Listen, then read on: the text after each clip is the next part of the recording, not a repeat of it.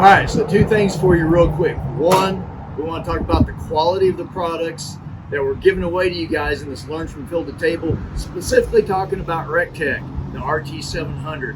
Two, the extremes that the team members from Outdoor Solutions goes to prove to you how good they are. Our team member, Ryan Long, actually took his personal RecTeq that he paid for, put it out of the back of his truck going 60 miles an hour down the road just to show you how good it is. Here's what happened. Hey guys, Ryan here with Outdoor Solutions. Just want to bring something to you real quick. I'm here in, just north of Webb City, Missouri on a spring turkey hunt. Just checked into our Airbnb and waiting for some friends to get here. But something bad happened today, guys. So I'm going down the road and my RecTeq Bullseye decided to take flight at about 60 miles an hour out of the bed of my truck. My fault, I get it. Didn't strap it down, but I didn't think, I drove from Oklahoma to Missouri, no problems. Go see a friend this morning, come back, it flies out of the bed of the truck. It hits the pavement, hits the highway at 60 miles an hour, cartwheels down the highway, flies to pieces. The lid flies off, the grill grate flies off like a frisbee in another field, and the actual grill itself with the hopper tumbled down about a 30-foot embankment, almost into a creek. So I'm thinking, all this food I brought and the wild turkey recipes we're getting ready to bring to you guys, it's over. We're not going to be able to film. We're going to have to go do some other stuff.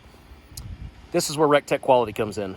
So we pick it up and we bring it to our Airbnb.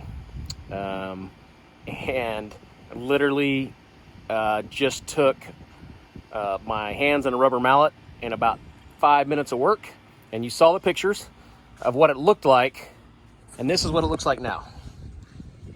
It's got a couple, pieces of character to it.